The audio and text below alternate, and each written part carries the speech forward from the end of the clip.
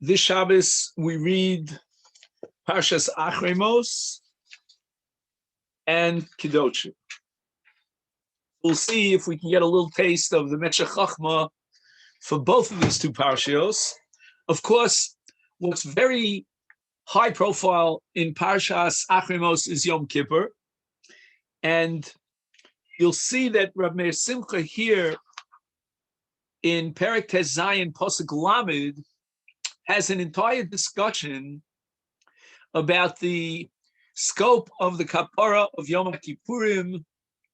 For example, does Yom Kippurim have the ability to be mechaper on what's called Averis Kalos, even without tshuva? That's one of the discussions here. And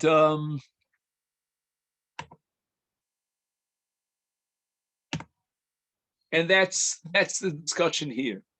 Now, what I want to study with you is a very sort of atypical piece in the Meshech Chochma, and that starts with the words from our tefillah, from the nusach of Yom Kippurim. Maybe you'll find it in my text. It's on page Taf Yud. Ki atah salchan liYisrael u'machlan l'shiftei Yeshurun b'chol dar. And this is part of the tefillah that was integrated into the Chasimas HaBracha of every single Shmon Esrei on Yom Kippurim. And Rabbi Simcha points out, Hine b'chol tefillah lo nizkar shivtei Yeshurun. We never mention the Shvatim of Yaakov, the sons of Yaakov, in that tefillah. So that phrase, Shiftei Yeshurun, Halo Davarhu, it really should call our attention. Now, we're going to embark upon an entire study here until we finally, at the end of the road, a long road, we'll come back to answer the question, Shiftei Yeshurun. But first, we have a study of Big Day Kahuna that are worn by the Kohen Gadol on Yom Kippurim. And as you know, in contrast to the rest of the year, when the Kohen Gadol wore 8 begadim, including Big Day Zahav that are made of gold, on Yom Kippurim, he wore exclusively Big Day Bad, which are made of linen, only 4 begadim, and it did not have the other 4 begadim that had gold in it. And the Kohen Gadol wore these Big Day Bad, made of linen, otherwise known as Big Day Lavan, twice during the course of the day. The first time, he went into Kodesh Kedoshim to do the Avodas HaKtoros. This took place during the morning hours of Yom Kippur. And the second time he went in, again with his Big Day Lavan, is in the afternoon, Bein Harbayim, for the purpose of removing the kaf umachta. And the Gemara in Meshech Yoma analyzes a pasuk that indicates that he'd have to wear different Big Day Bad in the afternoon than he wore in the morning. And this is a sugya in Yuma on Daf Lamed Hey. And the Gemara says that there's a qualitative difference between the Big Day Bad, the linen in his 4 begadim that he wore in the morning, as opposed to those that he wore in the afternoon. And the Gemara bases itself on a pasuk in Yechezkel and Navi, and Yechezkel, when he describes the avoda, actually he's talking about the prophecy of the 3rd bias, but the Gemara equates the 2nd and the 3rd bias. He says, "V'lavshu b'gadim acherim," that when the Kohen Gadol goes in the 2nd round into the Kodesh Kedoshim, he wears b'gadim acherim. Now the Mishnah in Meshech Yoma tells us that the amount of money that was spent in order to import the finest linen for the Big Day Bad of the Kohen Gadol Yom Kippurim, if you add together the 2 Big Day Bad, the one set that he wore in the morning and the one in the afternoon, it came out to 30 mana, a massive amount of money. This was an import of the greatest linen in the world. The Gemara goes through details, which country and so forth. Now, this 30 mana sum is broken into two parts, 18 and 12. In the morning, for the Big Day Bad, when the Kohen Gadol went in the first time to Kodesh Kedoshim, they spent as much as 18 mana for the begadim, importing the finest linen.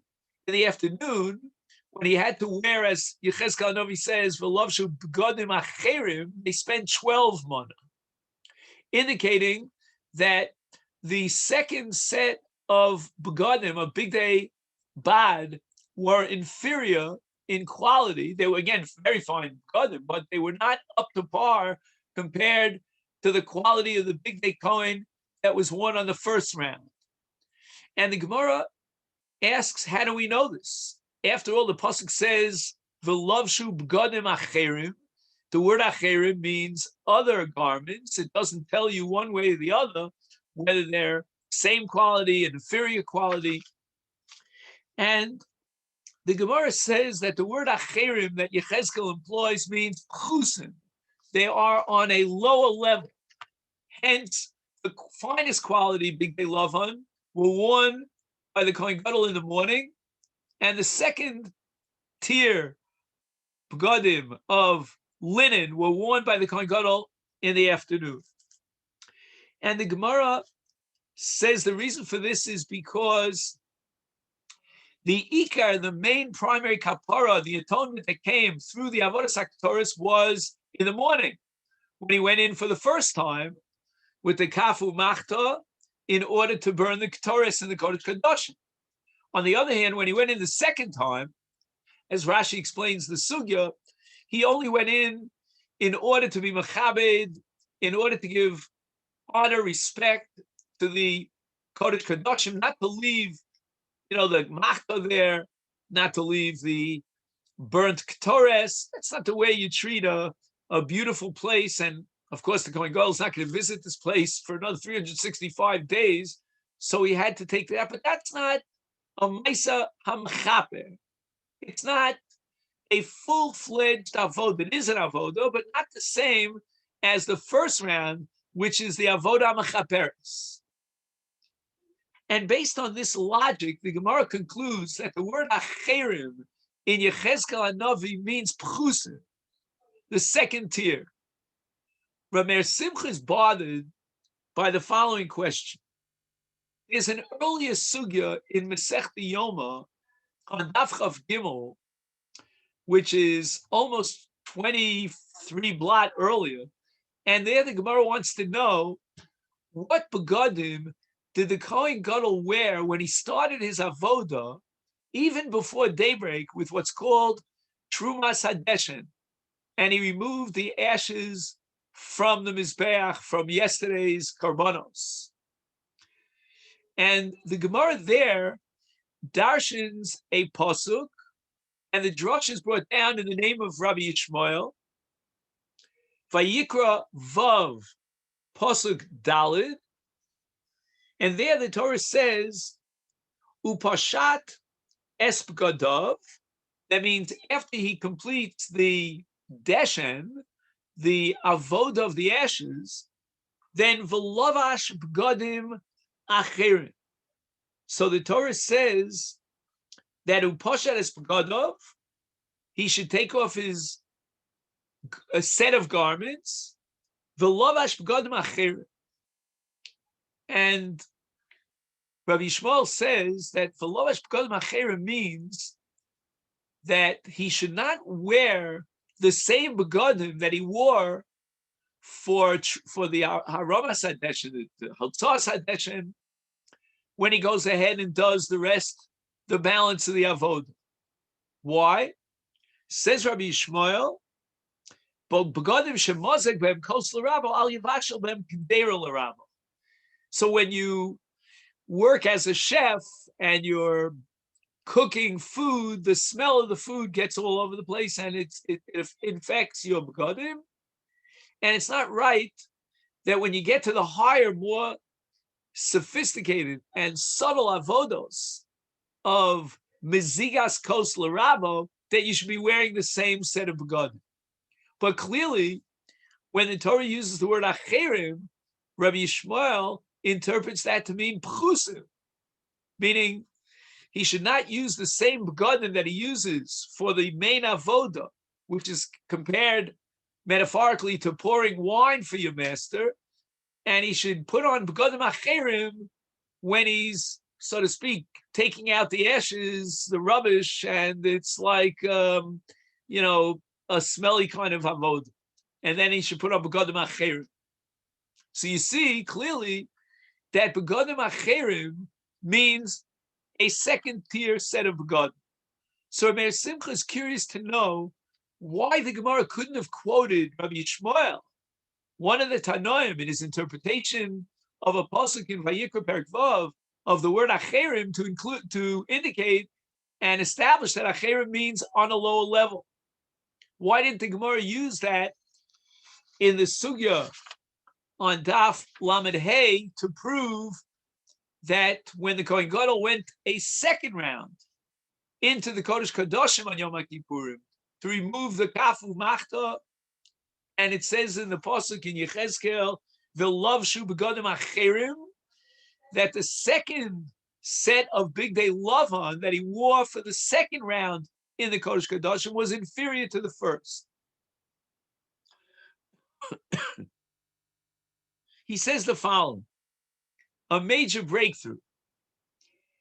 He says that there's a fundamental difference between the begodim acherim of Perek Vav Misefer Vayikra, meaning the change of garments between the deshen avoda with the ashes and the rest of the avoda, as opposed to the begodim acherim that Yechezkel is talking about, when the Kohen Gadol changes his big day lavan and goes in a second time to the Ketores.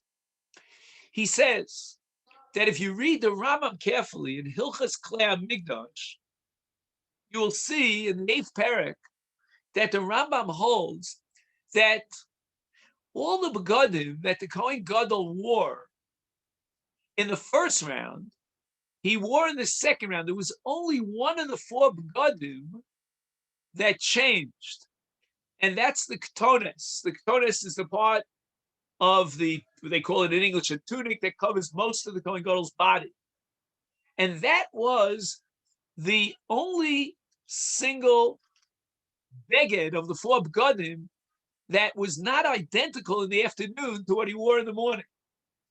In the case of Vayikra Perek Vav and the sugi of Rabbi Yishmael on Daf Chav Gimel, when we're talking about Deshen, there the Kohen Gadol had to switch his entire set of begodim. None of the begodim that he wore for any of the other avodos would be worn when he took out the Deshen. So that all his begodim, in a sense, were, if I could use the word, infected by the Deshen, and therefore he could not wear them for any of the other avodos. They were designated exclusively as a lower class set of begodim to be used for the Deshen. So there, clearly, when the pasuk says Acherim, what it's saying is, don't wear the same set of begodim that you wear for the Deshen when you're doing the avodah. Masha Enkein, in contrast, when we're talking about in Yechezkel begodim Acherim, we're really referring only to one single beged. And therefore, if the word Acherim really means that in plural, because all the Kohen Gedolim should change their ketones in the set of big day lavan from the morning to the afternoon, that's a different issue at all. That word Acherim doesn't mean to change the set of clothing because it's not proper to do the avodah in that set of clothing, but rather there the word Acherim has to do with the quality of that ketones. How much will we spend to import linen for the purpose of the Ketones, for the morning Ketores, and the afternoon, for the Ksones, for the morning Ketores and the afternoon Ketores. Now, what I'd like to call your attention to, and here every word in Rabbi Simcha is important. In my edition of Rabbi Simcha, they broke it down into a new paragraph. I don't know if you have it in the same in your text. The Yesh Lahavin. Madua nishtana vakaktones. Why is it that when the Kohen Gadol had to switch, as we learned from Yechezkel and Navi, to Begadim Achrei, from the morning to the afternoon of Yom Kippurim, why do we single out the Ketones in order to effectuate that change that Yechezkel talks about into Begadim Achrei? Why the Ketones? And Meshech Chochma quotes Yerushalmi. Yerushalmi offers two answers to the question of why the Kohen Gadol on Yom Kippurim, when he goes lifnai v'lifnim, he wears big day lavan and he removes his big day zav. One answer, which is a new chiddush, it's not the answer that we're familiar with from the Bavli, is mipnei hagaiva.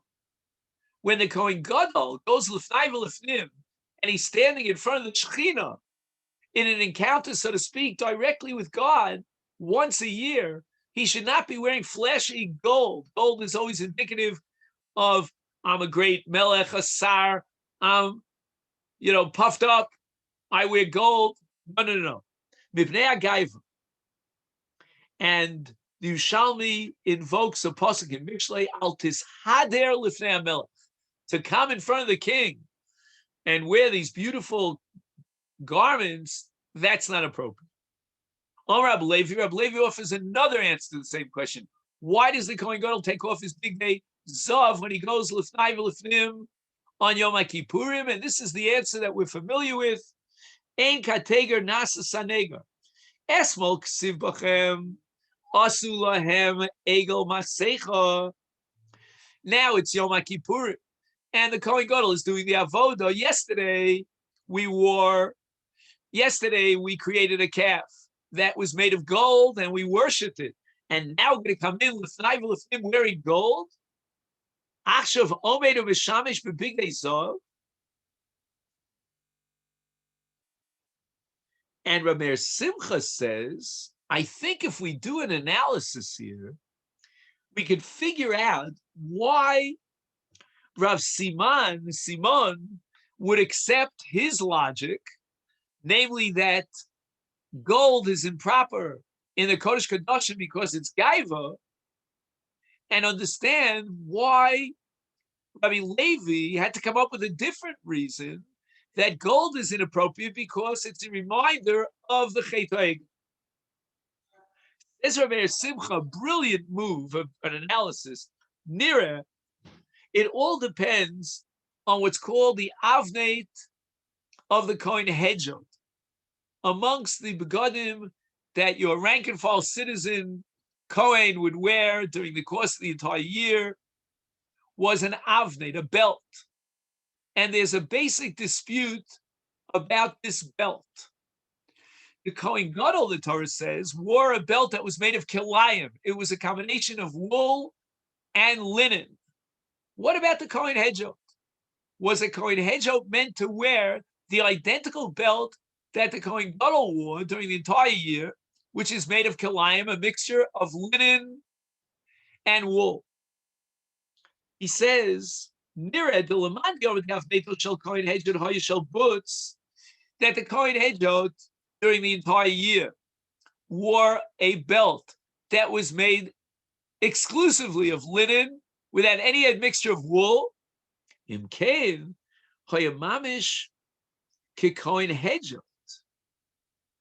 says that the Kohen Gadol, when he wore his avneit on Yom Kippurim, it was the only day of the year that the Torah demands that he wear pure linen.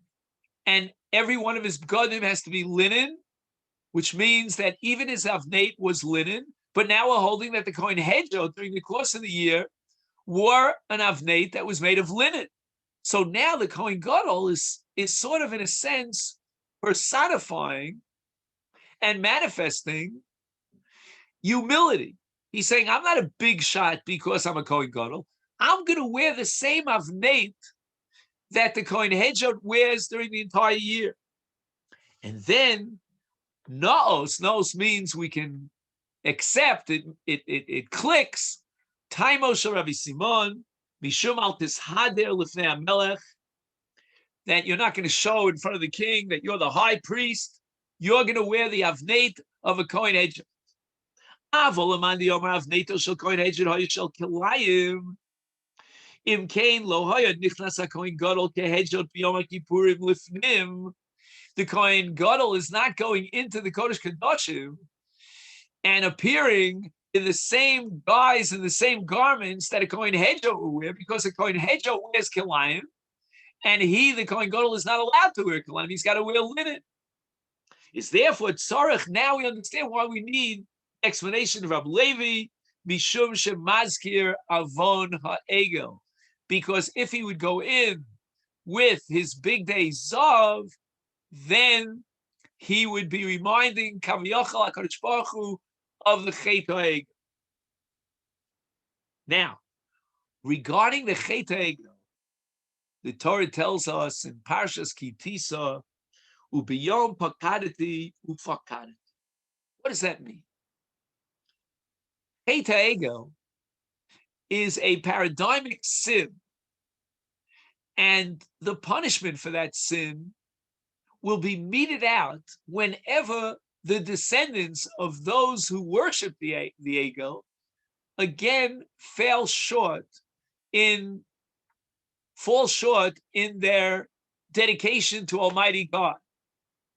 And that's called in the Lashon Hashas in Sanhedrin, Ein lecha kol dor sheinu notel unukia achas, a small measure, michet ha'egel, will be punished in every generation for the Chet HaEgel. Why? So the Medrash tells us, Rabbi Oven Omer, b'chol dor adayin chet shel mechiras Yosef kayim, that the Chet HaEgel is still within us, and there's another paradigmic sin that's in a category of its own called mechiras Yosef, and Rabbi Oven claims that sin of mechiras Yosef is still within us. We are still infected by that disease of the sin of mechiras Yosef.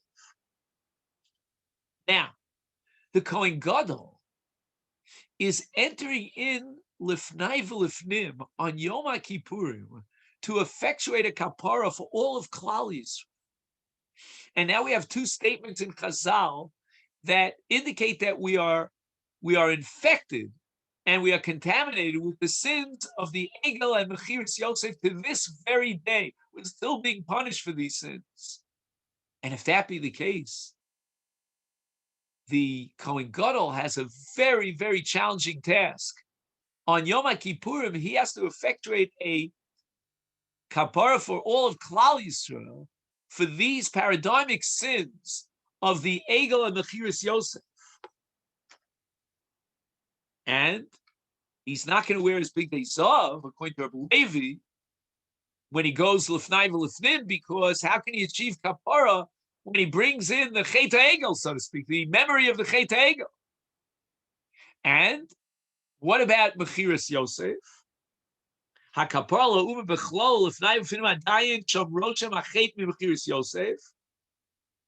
And the answer is that lashon shel soya mishtaleach mishkal shtei sloim. In Yuma Daf Mem Beis, you will find that there was a certain ribbon that was colored scarlet, and it was attached to the soyer HaMishtaleach, and it cost 2 shkolim, 2 sloim. And the Gemara says that this is a remez to the chet of mechiras Yosef. What does the 2 sloim of the ribbon have any connection to the chet of mechiras Yosef? And the answer lies in the Gemara in Meshech Shabbos that, in a sense, accuses Yaakov of setting up an atmosphere that led to the sale of Yosef. And what happened? Yaakov spent 2 sloim in order to pay for that robe that he wanted to give his son Yosef, and that created a jealousy amongst the brothers. And therefore, Amar Rav Liolav al Yishana Adam Bino Ben Abanim, he shouldn't give preferential treatment to one son over the other. Shebeshvil Mishkal Shnei Sloim Milas Yaakov LiYosef Niskanu Bo Echav. So we have now in the whole enterprise of the Sarah Mishtaleach something that is a kapara for Mechiras Yosef. And how so? Lachen yitochen yakapara haisel lifnai v'lifnim bebeis akaparas v'heichal makom shel binyam.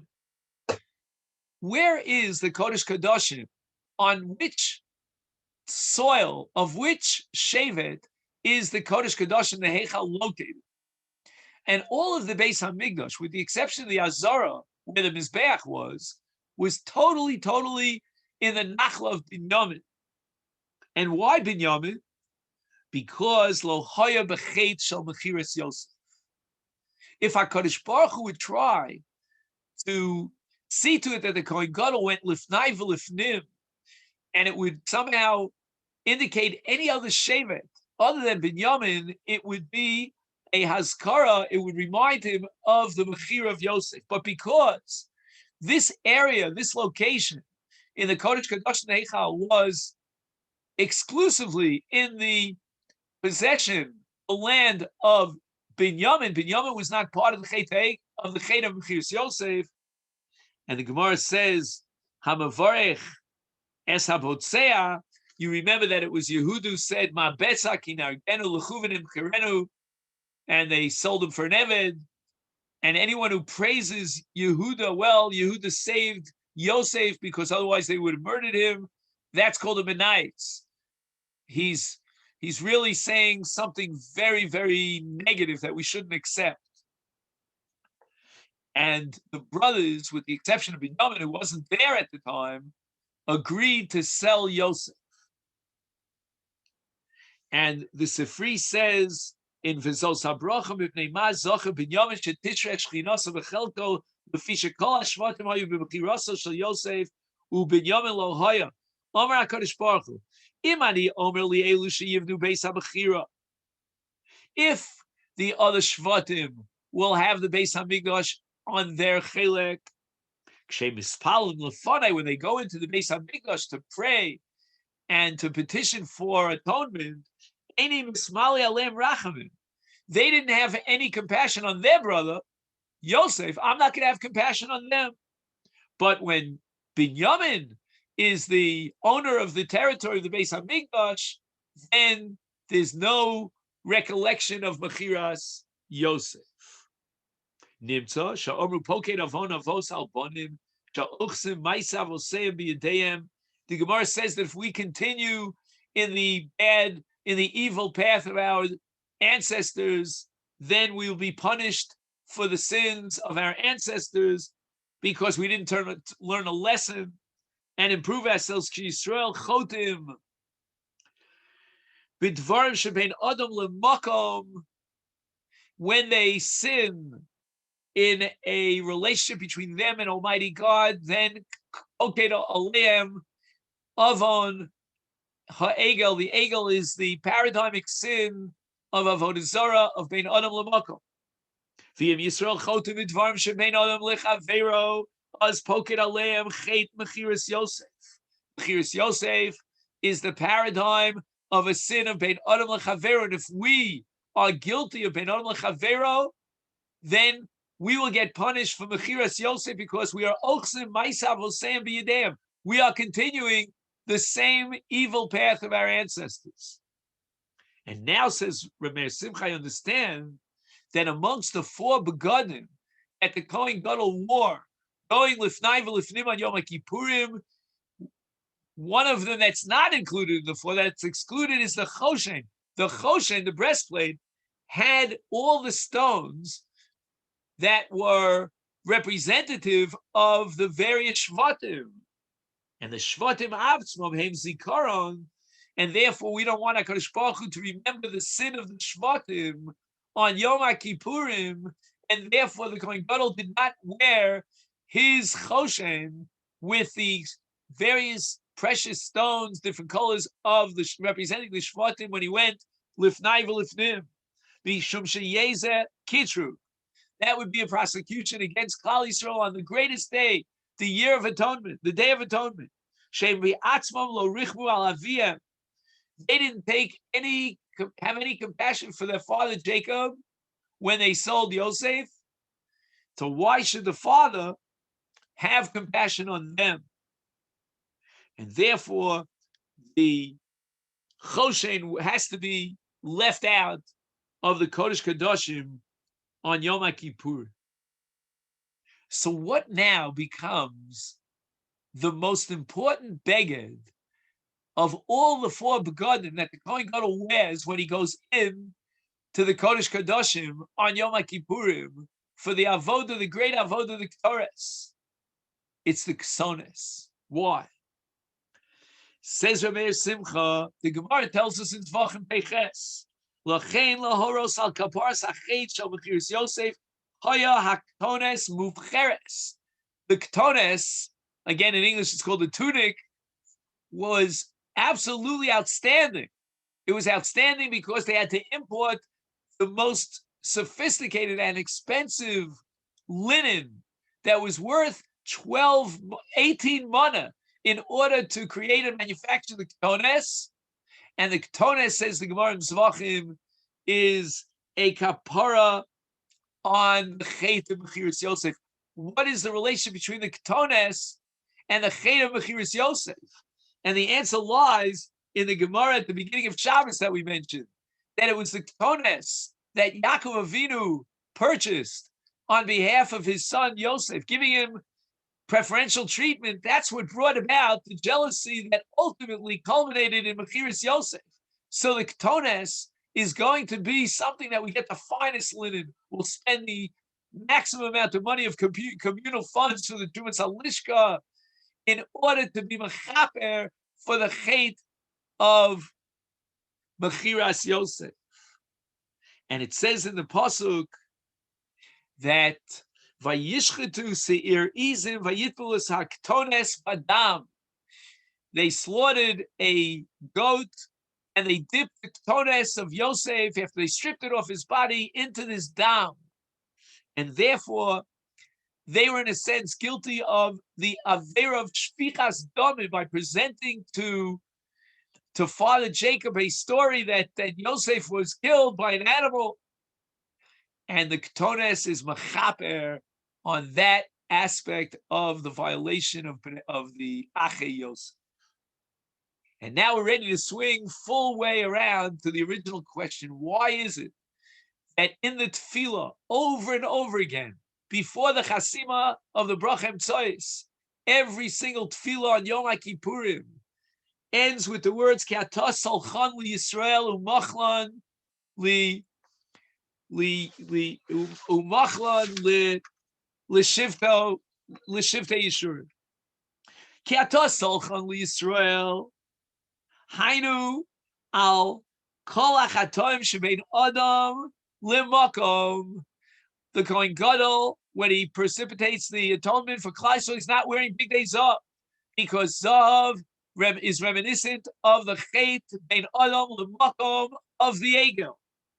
And HaKadosh Baruch Hu, you are salchan li Yisrael. We ask you that if, heaven forbid, we today, in our contemporary generation, are guilty to some extent of the same infectious disease of Avodah Zarah, of the Chet HaEgel, we worship all sorts of gods, and we are not totally committed to your will, then we hope and we pray that you, on Yom Kippur, when the Kohen Gadol goes lifnai v'lifnim and he's not wearing his big day zav, you will forget about the sins and wipe away the contamination of the Chet HaEgel, so that Heaven forbid we should not suffer beyond Pakti Oschem, that Hashem will bring on us the punishment of the Chet Egel because we're guilty of the same thing. Shah Roshem u'mishoresh ha'egel, that the Roshem, the source that influences us in any chet of Ben Adam L'Makom is always attributed to that one source of the Chet Egel. That's where it all started when we declared at the Egel, Ele Elohecha Yisrael. These are your gods, and we worship those gods that are made of gold. And with regard to the Avera of the Chet Egel, Moshe Rabbeinu was able to go up and pray on behalf of Klal Yisrael, and HaKadosh Baruch Hu declared V'salachti kidvarecha. On what calendar date in the Hebrew calendar did HaKadosh Baruch Hu enunciate those two words, Salachti kidvarecha? It was on Yom HaKippurim, the 10th of Tishrei. And therefore, Yom HaKippurim is fundamentally a day of a Salachti kidvarecha, a slicha for the Chet Egel that continues to manifest itself even in our time. And then we say, Umachlon l'shivtei Yeshurim, a reference clearly to the Shvatim. This is a mechila on the chatoim shebein adam l'chavero. If we're guilty of not treating our fellow Jew properly, and I don't have to give you a long list. I mean, I think the majority of the al-chaitz that we recite of Yom HaKippurim are about bein adam l'chavero. And therefore, the shoresh, if we go back to attribute to the source of Bein Adam L'Chavero, is the chet of the Shvatim of Mechiras Yotzev. That becomes the paradigm, the Avi Avos of a chet Bein Adam L'Chavero, Shechatu Shivtei Yeshurin. HaKadosh Baruch Hu should be soleach and forgive us for Solchan Yisrael, for the Chet HaEgel that continues to plague us and manifest itself in all sins that have been on L'Makom, and Mechila for Shivtei Yeshurim, a Mechila for the Shvatim, and all that continues to express itself in our lack, in our fault, in Bein Adam L'Chavero, the sin of Yosef. And we will bring the Avodah, the Ketores, into the Kodesh Kedoshim in the territory of Binyamin. We don't want, heaven forbid, to remind HaKadosh Baruch Hu of any of the other Shvatim, not even Yehuda, where the Azar was located, because Yehuda was the one who said, Ma Betza, let's sell him as a slave. And we will not allow the Kohen Gadol to wear the Choshen. And the most important beged that the Kohen Gadol has to wear when he goes L'fnayim on Yom Kippurim is the Ketones. And the Ketones will not be the same Ketones in the morning and in the afternoon. He's going to switch his Ketones. And in the morning, when he goes in to effectuate the Kapara through the Ketores, he will wear a unique Ksones, a Ksones made of the finest linen. And that should be a Kapara for the Ksones that the brothers took when they stripped it off Yosef and they dipped it into the Sa'ir, the blood of the goat.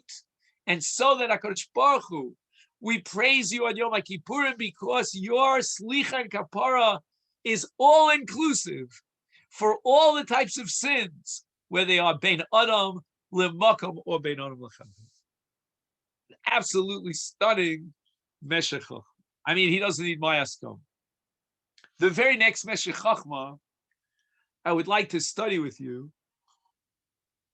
And in case you came a little bit late, we are in Perek Tezayin of Sefer Vayikra, Pasuk Lamed Aleph.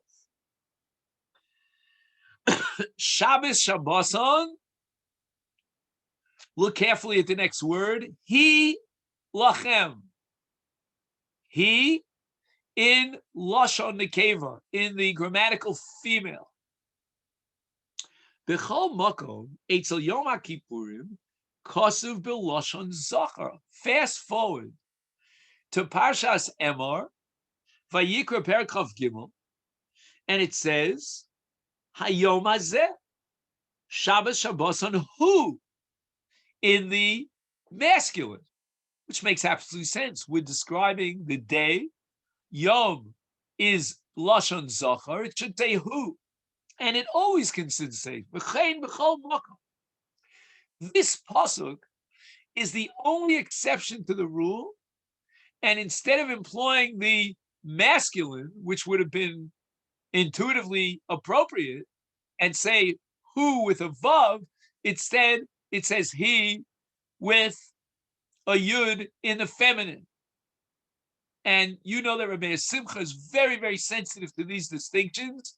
Truth is that, at least to my knowledge, one of the Rishonim was aware of this question, but he doesn't give an answer, and that's the Chizkuni. And Rabbi Simcha wants to tackle it. Why here, and only here, does the Torah substitute the who with a he? And it's written as a feminine form.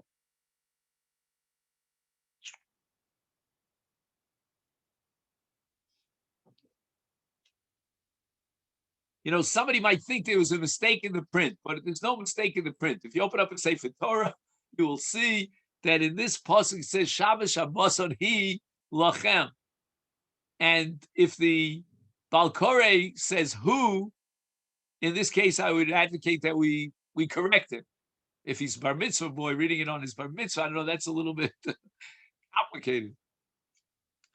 Anyway, says Rabbi Simcha, the secret, the key that would unlock this mystery lies hidden away in a sugya in the last parak of Meshech Yom. Now, a little bit of background as an introduction would be appropriate. We have 5 inuyim on Yom Kippur. The Torah says, "V'nisem lachem," and this affliction generates 2 different categories of inuyim. So when we talk about affliction, inuy on Yom Kippur, we have to be very careful to subdivide it into 2 fundamentally different categories. One is called achila and shesiya, about which, if one chas v'shalom violates achila shesiya with all the shiurim and so forth, the Torah says v'nichrasa nefesh ahi me'amel. It's a chiyuv kares. We have another category which includes the other inuyim, 4 in number, and that has to do with anointing oneself, with washing oneself, has to do with wearing shoes. Those are shar inuyim, about which there is no, concerning which there is no chiyuv kares. And here we find a major machlokes in the Rishonim. The Ran, quoting many Rishonim, says that since there's no chiyuv kares regarding the other inuyim, therefore, I conclude that these are all rabbinic in nature. They're not biblical, they're not doraisa, but rather they're d'Rabbanan. The Rambam seems to clearly indicate that all the inuyim, the entire pack of 5 inuyim, are all doraisa. Although, as far as the punishment is concerned, there's a leniency with regard to shar inuyim, where achila shesiya generates kares, and the others do not. And the Rambam writes that will punish you with what's called makas mardus if you wash yourself and anoint yourself, and so forth. The Gemara says, "Minayin liyom kippurim sha'asur berachitza sicha tashvichamito nilas asandal." Where is the source in the Torah for shar inuyim, the other 4 inuyim? Now again, we're going to have to understand how to read this. The Ran, in the name of other Rishonim, before he quotes the Rambam, is going to have to learn that the Torah itself is somehow, in some sense, giving license to the Rabbanon to expand the definition of the Shvus and the Shvis of Yom Kippur. The Rambam, on the other hand, is going to interpret that the Torah itself is legislating and generating all the other Isurim, all the other Inuyim, as a Doraisa. But where are they? And who are they? And what are they? The Torah doesn't explicate. And therefore, the Gemara is looking for a license, a green light that's given by the Torah, granting authority to the Chachamim to define Inui on a Doraisa level. But it's the Rabbanan who are going to define Inui. This, my friends, is very reminiscent of the Shita of the Ramban regarding Chol HaMoed. And the Ramban Shita is that Malacha on Chol HaMoed is Doraisa. And the Torah gave authority to the Chachamim to define what constitutes, what's included under Malacha as far as Chol HaMoed is concerned. So we have a precedent for this conceptual structure in which the Torah doesn't specify, but gives and grants permission and license and authority to the Chachamim to specify. And at the end of the day, it becomes Doraisa. But it's a complicated Doraisa. You follow what I'm saying? It's an integration of the Torah and the Rabbanan. The Torah is telling the Rabbanan, here, you have the authority, and you define the scope of the Isur, the prohibition. It could be a mitzvah as well. For example, the mitzvah of V'ahavta l'recha kamocha. The Rabbanan are given authority, says the Rambam, to define in what specific ways and what categories do we implement and fulfill the mitzvah of V'ahavta l'recha kamocha. So if I don't come from San Francisco and I don't, pray in the house of love and prayer, I don't know if I have to hug and kiss everyone that I meet on the street, especially during these times in the pandemic. But what and how do I fulfill the mitzvah of V'ahavta l'recha kamocha if I don't have to kiss every Jew on the street? So what do I have to do? And the Rabbanan came up with categories called Bikur Cholim and Yichum Avelim and Otzas HaMes and Kfuras HaMes and Achnasas Kala, and all these have their specific nuances of halachas, of regulations. All this was created by the Rabbanan, but included in the mitzvah Doraisa of V'ahavta l'recha kamocha. Here, with regard to Yom HaKippurim, we have a prime example of a Doraisa which is not specified. The Torah presents it in a terminology that can be interpreted in a very ambiguous way, in many different ways, and the Torah therefore goes ahead and authorizes the Chazal to define the specific definition of Inui. So all the other Inuyim are Doraisa. So the Gemara says, Minayin liyom HaKippurim sha'asur, etc., etc. Talmud lomar Shabboson Shvus. In other words, the word Shabbos, right? The Torah uses two words to describe Yom HaKippurim: Shabbos, Shabboson. The word Shabbos, that refers to the Isra Achila and Shasiyah, which is the prominent and primary way that you violate Inui if you eat or you drink. The extra word Shabboson is telling you that the Chachamim are authorized to go beyond Achila and Shasiyah. So Shabbos, Shabboson, Shvus. Shabboson means to be shoves. Shoves means to avoid something. When you avoid involvement in something, like for example, on Shabbos we are shoves mimolacha, and on Yom Kippur we are shoves from rechitza, nilas hasandal, tashma shamita, and sicha. That's called shvus.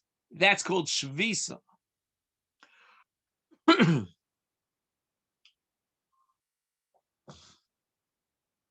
My Rebbe, by the way, used to say, Rav Soloveitchik, that the reason why we have a mitzvah of achila on Erev Yom HaKippurim is so that the shvisa of Yom HaKippurim should be a shvisa nikeres. It should be obvious that we're terminating our achila when we've been involved in achila for the sake of shvisa. Shvisa means to terminate a certain activity or involvement in order to change the nature of the day. Says Rav Meir Simcha, Ayin Rabbeinu Nisim Shepirish B'Shem Rambam. Ahavi Dvar Torah, that all these four inuyim are doraisa. Rak shemasar zeh hakosim l'chachamim kifi mashiyiru, according to their understanding. What is and how do we fulfill that extra mitzvah of shvisa that's derived from the pasuk Shabboson? Lahosif mashu inui, to expand the scope and the definition of inui. Says Rabbi Simcha, now I understand why here and only here does the Torah employ the feminine he and not the classic who, because the word he in this context is not referring to the day itself. The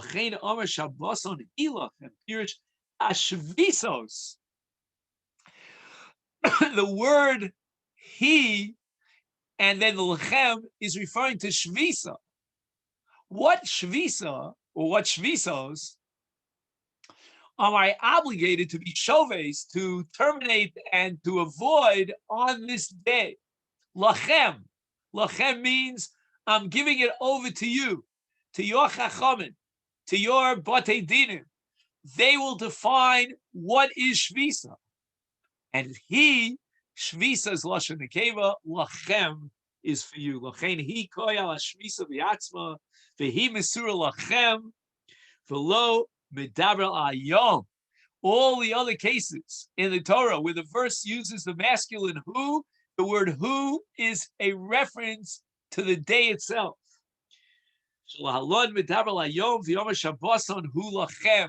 The yom itself should be a Shabboson for you, a day of holiness, and a day is Lashon Zachar, and therefore who and not he. Could you imagine that Rameir Simcha takes upon himself the challenge of answering a question in the very text of the Torah? I never cease to be nispoiled from it. You know, the Torah was given thousands and thousands of years ago, and the Rishonim already were bothered by the word he. And in the 19th and 20th century, Rameir Simcha comes along with an interpretation that the word he is not like who. Who refers to the yom, but in this context, he refers to shvisa. The shvisa is lachem. You will define the scope and the nature of shvisa.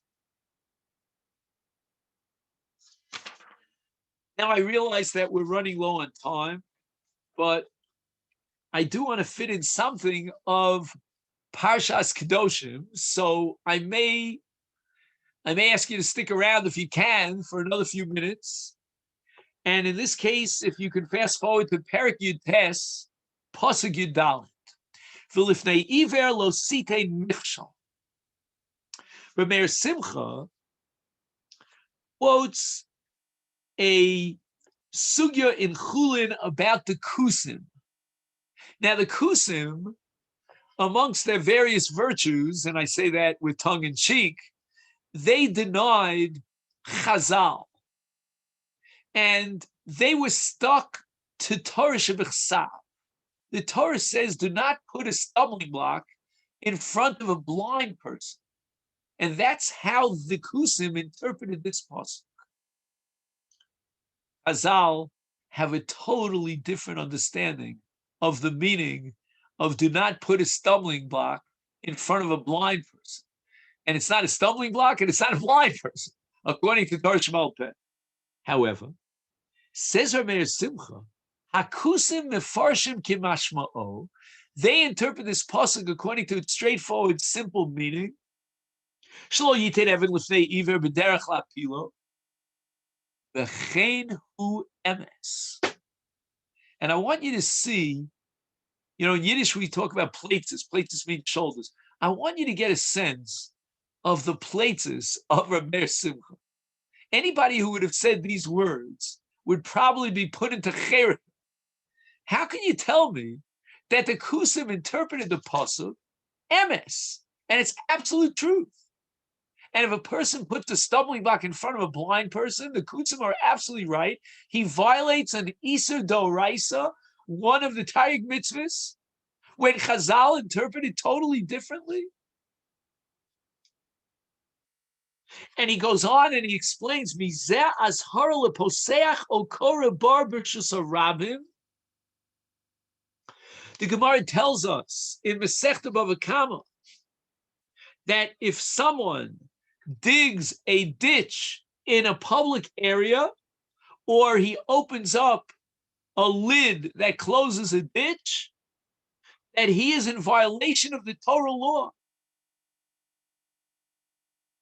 And Mishum Zeh Amru Bar B'Shus Harabim Shel Shnei Shutfim the Amri Lehuzil Karile two Shutfim own a piece of property in the public access, and they designate a shliach, a proxy, to dig a ditch in the public area on their behalf. The Gemara says we're going to apply the principle of ein shliach l'dvar avera, and he who digs that ditch, even though he's doing it only as a proxy because he was appointed so by the two owners of this karka, he will violate the Isser, and then the avera is his. Because ein shliach l'dvar avera, you can't claim, oh, I'm just a shliach. Divrei harav and divrei talmud. What avera? What's the avera of the person who dug this ditch in the middle of Rishus Harabim? Hainu halav de lo sitei mechshel. Why? Because anyone who falls into that ditch is like a blind person. You have effectually placed an impediment in front of a blind person. He trips and he falls. And he says, I realize that I am contesting the Mishnah Lamelech. The Mishnah Lamelech, Rav Yaakov Roznas, who lived approximately 3.5 centuries ago, he understands that if you dig a bar b'shus harabim, then your violation is not lifnei v'lesitei michshol, but rather l'tosim damim b'veisecha, which is a revolution of sorts, because what do you mean b'veisecha? I'm digging a bar in Rishus Harabim, it's not my bias, and yet I violate the Isur l'tosim damim b'veisecha. And what if the bar is not able to kill anybody? Where is the damim? And yet the Mishnah Melech insists that the only possible violation on a Torah level that you could have incurred by digging in Rishus Harabim is only los tosim damim veisecha, but not, says Rabbi Simcha. The obvious answer is lifnei iva lo sitei michshel. But the Mishnah Melech could not accept that interpretation, which the Kusim accepted, because Chazal interpret this pasuk to refer to something entirely different. Rabbi Simcha, this is a lav hakolel. What do I mean by a lav hakolel?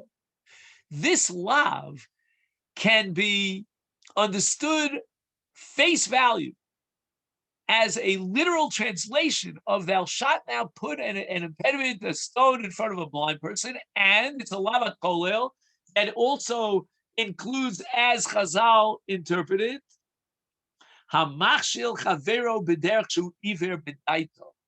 You encourage a person by giving him counsel that is not good counsel. And that's your way of undermining his position. Oh, and Chazal go further. Machmas tavaso v'zadon levavo. You know that a person has a desire, a lust to violate the Torah. He can't overcome his evil inclination. And you make it easier for him. You know that the Nazir wants to drink a cup of wine, so you go across the river and you bring him a cup of wine. You're Messiah over Avera, and you violate the law of Lifnei Iver Lo Sitei Michshel.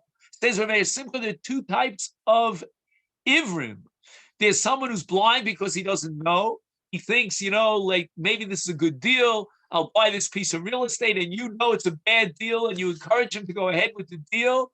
That's a blind person. Or, a person that's blinded by his lust and his desire, and you make it easy to facilitate his violation.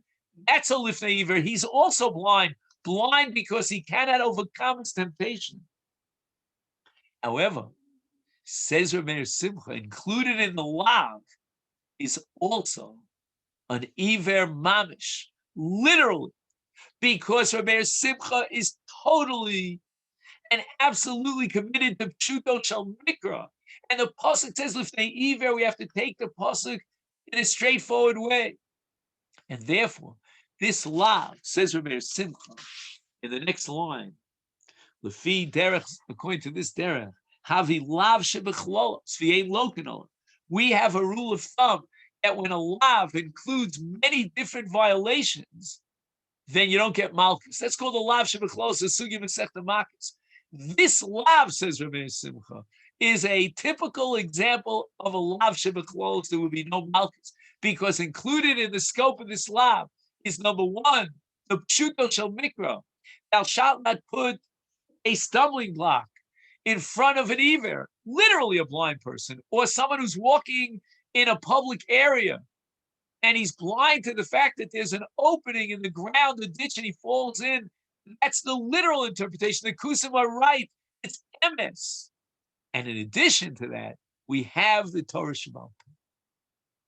However, there are situations in which even Rabbi Simcha is going to have to admit that we don't take the pshuto shel mikra literally, and that is the paradigmic case of ayin tachas ayin, where Chazal say no, it cannot be interpreted literally. We will not take out the eye of the person who injured the other person and took out his eye, but rather we pay mama. But that's only because in that case, Chazal decided based on their wisdom and their insight, their Chochma of Torah Sheba'al Peh, that we cannot interpret the pasuk literally. But here, in the case of Lifnei Iver, we can interpret the pasuk literally, and Chazal will expand the scope of the lav.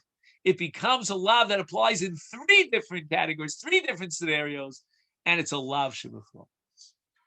So just to summarize, Rabosa, as we end for today, and I wish you a great Shabbos, we covered number one, the power of Yom Kippurim to effectuate a kapara for the two categories, the paradigmic categories of sins, whether it's Bein Adam L'Makom, and the paradigm of that is the Chet HaEgel, whether it's Bein Adam L'Chavero, Mechiras Yosef.